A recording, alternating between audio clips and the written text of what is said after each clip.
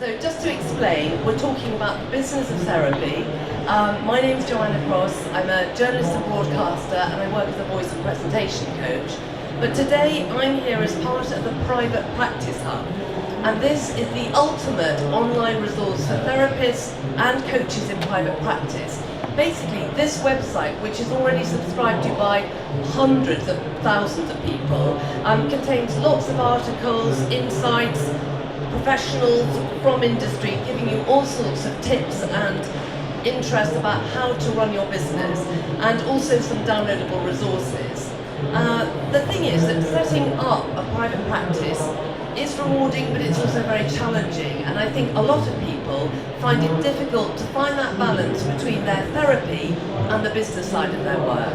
So for example, how do you manage to keep on top of all your admin, your marketing, your emails and everything else, and make sure that lots of clients are coming through the door? Now that's not necessarily something I can answer, but luckily my experts here today can. So I'd like to get them to introduce themselves and their business, and I've got a few questions to ask them, but it would be really good at the end if there's any questions from the audience. Okay, good afternoon. My name is Munro from Clinic Answer, and we're a specialised answering service specifically for practices, therapists and clinics, where we take calls when you can't. We can book the appointments for you, we get messages for you, we can advise the patients their costs or treatment times, when you're available. In a sense, basically when you miss a call, we capture the call and deal with it for you, so you need to phone the person back. We basically capture the call and book them in for you. Okay. Hi, can you hear me? I'm holding it at an angle, yeah. Okay, my name's Helen Bullen, and I'm a business coach as well as being an osteopath, so I sort of split my time. I also own a large multi-healthcare practice, so I have 21 actually from last night. I've got a new physio working out of my clinic, 4 or 5 reception staff, and I like to say I've been there, done that, and got the t-shirt, so I've made the mistakes, and when I coach, I hopefully tell you about my successes and stop you making the mistakes. So that's who I am. There's lots of other things I do, like teaching and external examining, but I'm sure that will come out as we chat along. Thank you, both of you. I think it would be really good to start by asking you, first of all, how did you end up setting up your business? Because you didn't come to it directly, did you? It was something that sort of evolved out of work you were already doing. Yes, basically I was in account management for electronics, and it was a 24/7 job. I needed something where I could take my skills of account management, customer care, and find something I could do normal working hours. Basically my family uncle had an answering service already. It was a pretty raw one, where he had a bank of phones, and if he was there he'd pick it up, he'd leave a message, and if he wasn't there he'd go to answer machine, and the customers would come in and pick up the messages. We looked at how else we could do it. We then took on staff, answering calls, got some software developed where we can actually get the messages and send it to them, to the customers. But a few years of doing that, we realised we had to specialise, because the more customers we had, the actual PAs we had struggled to give a really good service because they were answering for all types of businesses. We looked at what we could do, what was the best customer base, what the sector was to have, and it turned out it was going to be clinics. Because when we answered a call for a clinic, you knew why you were answering, what you had to do, what the customer expected, what the patient expected. We also then got to know that the diaries, online diaries, we've got a very good and specialised answering service with who needed diaries, because then we could book them in, deal with it, close the customer off right away, and the actual practitioner didn't need to do anything else with that call. From there, we basically stopped answering for other companies and just concentrated on clinics. Now we've got 500 clinics we look after, our practices, ranging from a sports massage therapist to private hospital looking after addiction, to the osteopath, the chiropractor and the dietist. And that's basically what we've done. That's great, and a really good example of how you've been growing over the years. How did you start in your business? How did it come about? I suppose I started early on at 15. I wanted to be a physio. I was told I wasn't clever enough. I might have proved the point that I am. So I went on, and then I was very sporty. I played National League Volleyball, Division 1 for many years. In those days, Division 1 was the top league. It's now called the Premier League. And I wanted to work with sports people. So I went and studied sports massage. So I'm also qualified in sports massage. And then one of my tutors, I dislocated the bone in my foot while I was playing, and one of my tutors was an osteopath on that course, popped the bone back in. Now, that isn't terms you speak about when you're an osteopath, but that's the basic terms. We're all cringing at that word. But basically sorted my foot out, and then I wanted to be an osteopath, so I trained to do it. And then I decided I didn't want to work for anybody else. I was lucky enough that the local dentist offered me a room, and I opened up as a sole practitioner. I then took on an associate, and then 7 years ago I set up my large clinic with 4 treatment rooms, and and then I got the bug for business, so I started coaching as well, because people were naturally asking me to help them out with how I'd done it. And as I say, I've made mistakes along the way, but I've done some good stuff too, and now that's really what I coach. I think that would be a perfect opportunity to ask you, what were the challenges that you faced or face today? We found we had to go a long way to get the right staff who knew how to deal with a phone call, how to deal with software, how to deal with treating a customer on the phone. And it got to the stage where we actually have our own trainers internally. We've got staff who train on diaries. They touch base with all the diary companies, they've got training diaries with them, and when new staff comes in, it takes about 12 weeks to actually train one of our staff to take the calls. So they don't just come in, sit down, they answer a call, take a message and send it to you. You need to actually know the whole process. You get trained on every customer all the way through the 12 weeks. So when you do answer the customer, you know who they're answering for, why they're answering, what you want to do specifically for that customer.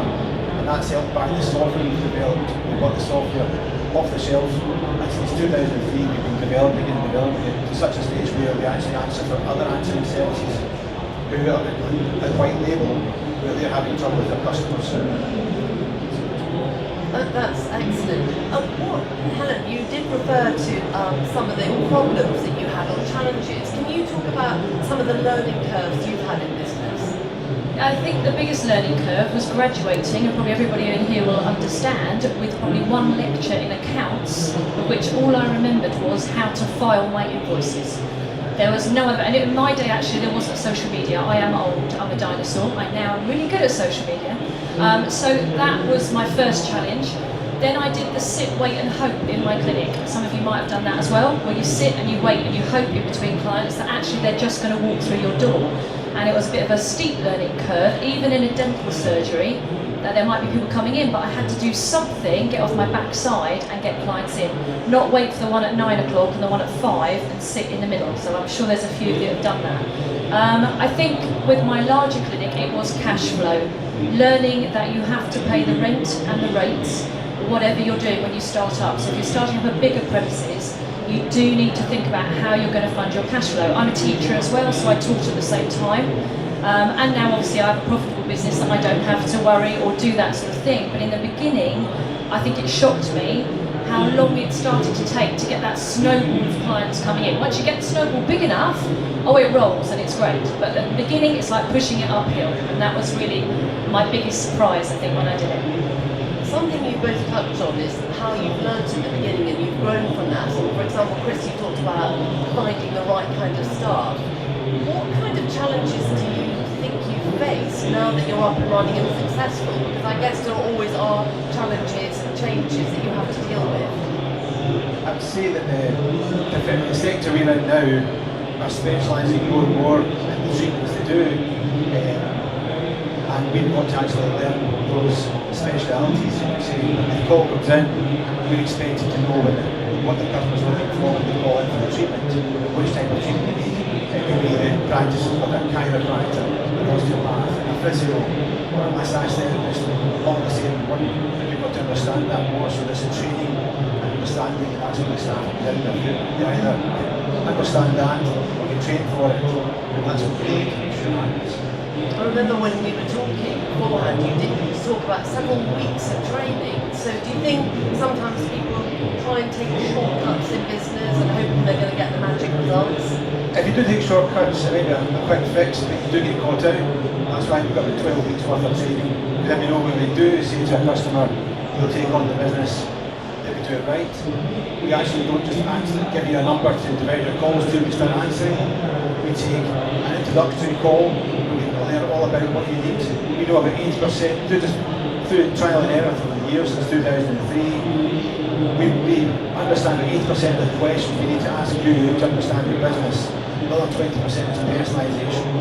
and that's where we go from there. And after that initial discussion, we then take 3 or 4 days to build up the software to understand to be part of your clinic. So when the call comes in, we've got access to all your information. So there is training. And we constantly ask our clients what else we need to know, what's changed in the clinic, if something new comes in, what more about them. So they give us understanding. It gives trust and confidence in them when they've done that. Helen, have you found that because you're growing and expanding, how do you manage that growing number of practitioners working for you as well? Have you any tips? I sometimes turn my hair out, if I'm honest, but mostly it's time management for me. So not only do I run my own practice, I'm also still a working osteopath. I'm also running a training thing. I work for the General Osteopathic Council. I'm on the committees. I'm busy. I'm an external examiner. I do a lot. So I have to time manage. And that means that one of the most important things for me is setting time out to work on my business. It's really easy to be in there treating clients and be involved in it and forgetting that actually that funnel to get a few more in, you've forgotten about. The other thing I have with a lot of therapists is I had to learn quite quickly how to manage people. So they're all associates that work for me, except for my reception staff, they are paid employees. I had to work out to do a staff handbook very quickly. If you've got a large practice, you actually sometimes need to set it out as ABC. What you think is common knowledge and what is how you would do it isn't maybe how, and I learned that quickly. It was a steep learning curve, and one that probably was the point I tore my hair out. Then the other thing I learned was I needed to outsource and get help when I'm that size. So I have a really good practice manager who actually was one of my teammates in my volleyball team. So we work really well as a team, and that's really good. And delegating, I use systems like customer management systems, so my emails can be automated in order for them to go out. I use programs like canva.com where you can do your pictures on. I have somebody that helps me with some of my social media posting now, but actually I used to do it all myself, so you can do it all yourself. But just imagine I'm running 3 businesses, okay? You're running 1, so you don't think you've got to pay. And asking for help. My window cleaner does our windows for the clinic, and I treat him for free. You know, you can do things like that. I'm pretty good at bartering. I have a designer that does some work for me. I do a lot of, you come and see me and I'll treat. Even my builders are on my house at the moment. They've all been in for a treatment. I'm a bit of a sales girl, in a nice way, I'm going to say. I think that's a really good point, isn't it? People don't necessarily want to be sold to. It's that personal connection, and certainly with Chris, with your business, that really matters, doesn't it? Basically, yes. At the end of the day, just to jump on something else here with regards to learning, we found a lot of clinics when we first start, they don't use their online diary properly.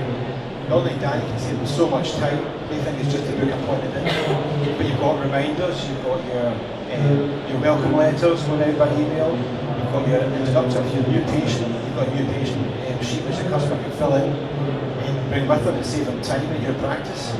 And there's so many things you can do with it. So just there's lots of software out there that can help you. And it might cost a bit of money, but at the end of the day it's going to save you a lot of time, give more treatment time for your patients.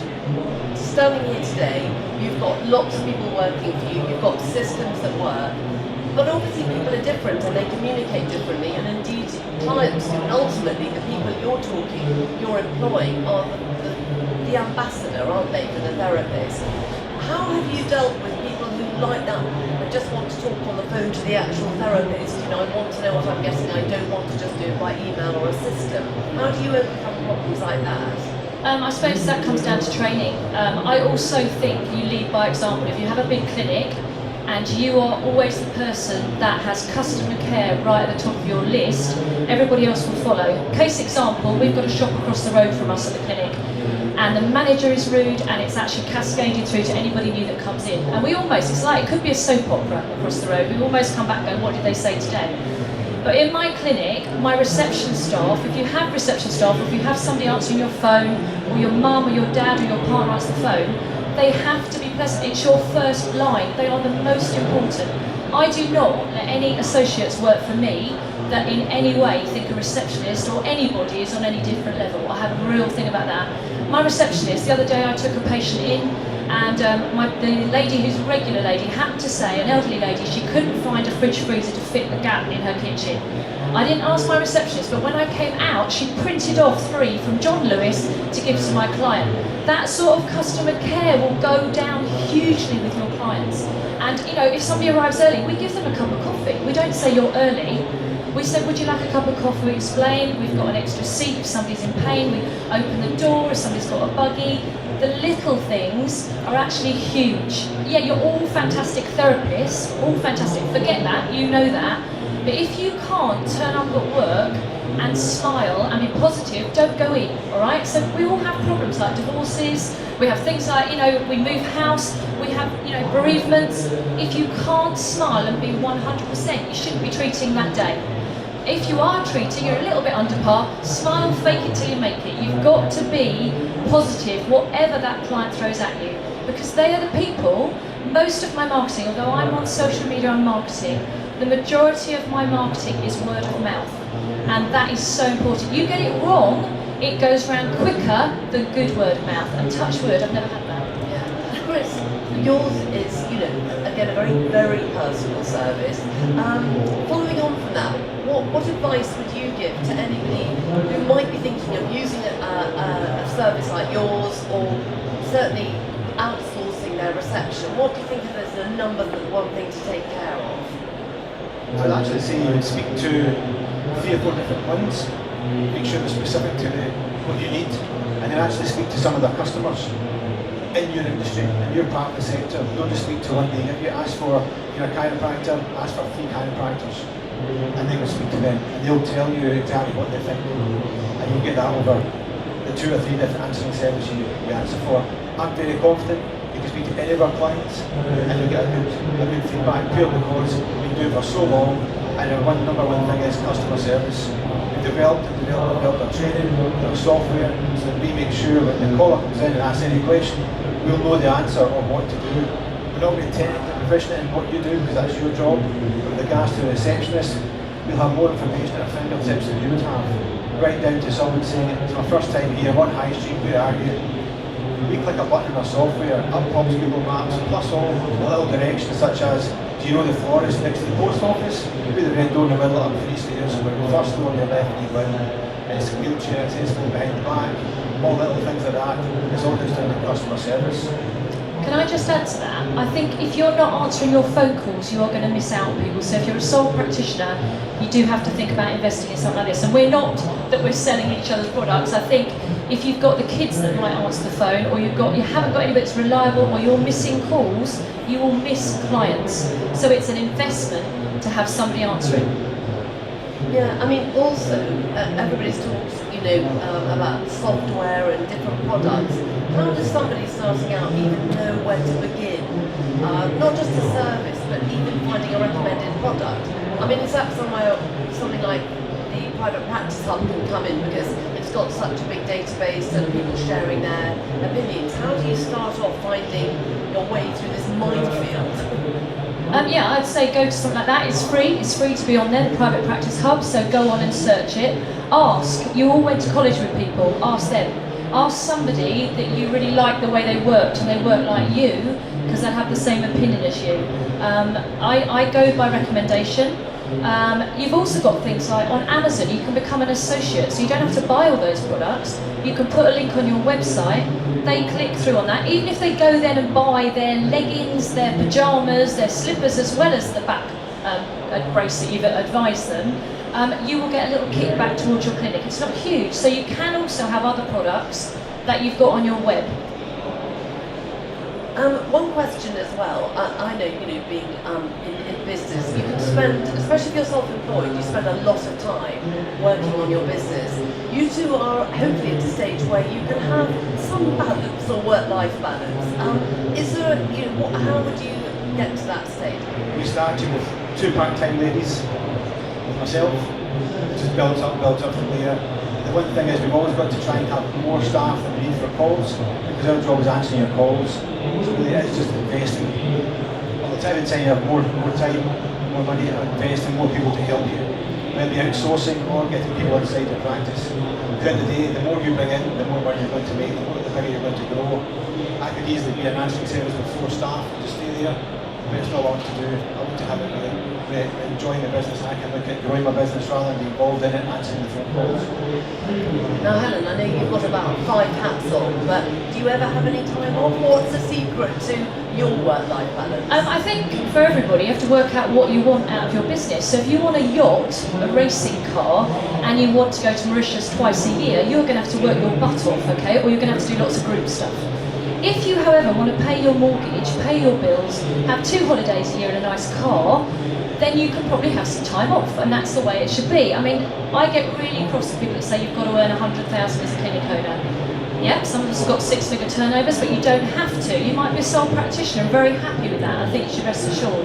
For me, I probably do work too much, but I'm a bit like a Duracell bunny. I ran at 5:30 this morning. I run regularly at 5:30.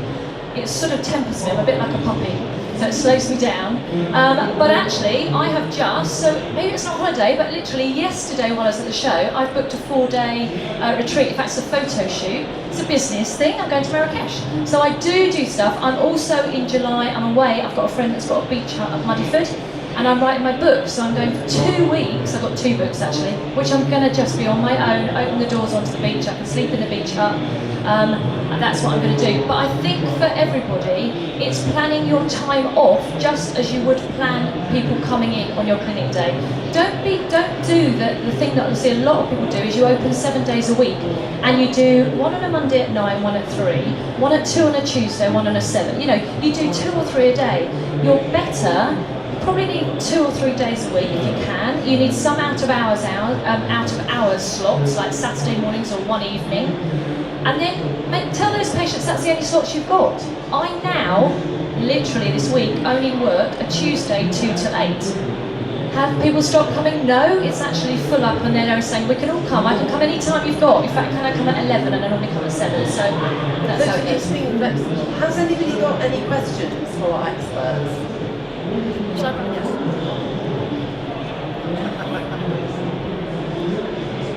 So it's probably a little bit personal for my business. So you're saying about clinical diaries and things. What happens if you have a clinical diary that you're not using to its full potential? Would your company go to transition the existing clinical diary that you've got into your service? So you mean like a Google diary or a paper diary you have? Write up, okay. We understand over 20 different types of online diary, and write up being one of them. All you would do is you would share the diary with yourself. So when the call comes through, you've got 2 22 screens on your desk. The call comes through, up will pop, once you all information you have about you, from PMF and parking, private medical insurance cover, all that sort of information, another one will pop up your diary. So straight away the girls know who they're answering for, if you're in that day, that time, when you're next in, the diary's up in front of them, so they'll have more information than you would have when you answer a phone call. And we deal with it straight away, because your callers want, especially existing patients, they're on their way to work, they want to look at a slot and get off the phone again, they don't want to waste any time. Same with new patients. You get a new patient, you know exactly what information you need from them to put in your diary and start their ending for you, confirm back to them off the phone. So reduce your diary. We've not really any new diary we've got, which is very few, far in between. We go and train on it, we ask the customer, the actual person for a training diary. They'll get trainers trained in it and then train their staff. So every time somebody like yourself comes out and says, can you do this diary? We have it in place. Can I add to that as well, that if you've got a system that you don't quite understand, don't try and learn it in between your patients, right? So I know sometimes I tell people go to canva.com, go to MailChimp, use them. They're quite simple, but if you're using it just before you need it, and you're trying to learn it, you will get more and more stressed. So book time out. Maybe it has to be a Sunday afternoon. You actually sit for 2 hours with no patients coming in, nice and relaxed, and you work out how it is. And you contact people that run it. They've normally got a really good help service. But I would say anything you're doing, actually block time out to learn it. There is nothing worse than half knowing something and then you've got to get a newsletter out, you're trying to use the forum you're trying to use and it won't work. And it's normally because you're having to rush it. So what you're both saying really, to have a successful business, there aren't any quick fixes. It is a process and a journey, and it builds. You've tried to find them, haven't you? But they haven't always worked. By the sound of it, you've talked about those challenges. I'm going to answer that there is no three-step system, all right? There is no sitting on a beach to do a business. There are ways to make it easier, and there's clever ways to do it. But if you think it's going to take you an afternoon to suddenly make your business have 40 more patients coming in a week, it's wrong, okay? I read it all the time and it drives me nutty. If anything, when I'm coaching, I'm pretty truthful. You might, for the beginning of your business, have to work a little bit harder. But then you get to the place that I've got to now, that my clinic's running today. I wasn't in yesterday, I wasn't in today, but it will make me some money. You know, but for the first 3 years, I was receptionist, I was in every day, I worked my butt off. It's really, how much do you want to put in it? But that doesn't mean forever, short term. If I could just say as well, we simply answer your phone and book an appointment in. But we've got lots of processes in place to make our job easier, and that took a long time to do, but once it's in place, if you change anything, it's much easier to change, tweak, improve on, because you've got those processes in place already. That's excellent. I mean, yeah, one more question. At what stage did you decide you needed a practice manager? And could you just briefly say so she does what effect that's had for you? Yeah, definitely. So I started off as a sole practitioner in a dentist. I didn't have a practice manager, I did everything. Then I had an associate, I still did everything. When I opened my larger clinic with 4 rooms, I knew I had to have somebody helping me, because to begin with as well, it was a bit like Helen Bullen at Fine Fettle, which is my clinic, because I was the only one that started taking patients there. But she stepped in straight away. Now Debbie, I'm going to name her because she's fabulous. We did play in a team together, and actually we both have got, do you know what you need to look for in a practice manager? Is common sense. Alright, that is the key thing, is common sense. You can teach them the IT, that's my IT training for you. You can teach them all that, but Debbie stepped in straight away, so she will do all the diaries for me. I mean, to be honest, a practice manager can do as much as you want them. Mine works 3 days a week for me. I'm in at least one of those days with her. I actually sit on my own reception desk 1 day a week, so I can see what is happening in my business. I try to do my paperwork. In the early days I got a lot done, now I don't, because patients interrupt me. So it's up to you, depends how big you're going to be. It's a bit of a, how do you answer that question? But she will, for example, I still pay my wages, that's my choice, but I actually outsource somebody to do my wages. She does my petty cash. She basically runs the whole clinic, so she'll tell associates if they're late. She will sort them out. She will try and keep me away from it as much as she can, but will also has the common sense when the time to ask me for my opinion is as well.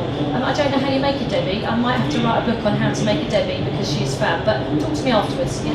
Yeah. Well, I think that unfortunately does sort of bring us up to time, but I think you've shared a lot of your experiences and very, positive insights into how to run a business. And obviously I know we're all here on behalf of the Private Practice Hub, so do look that up if you haven't already joined. I think it is such a valuable resource, and I just want to say thank you very much for everything that you've shared today.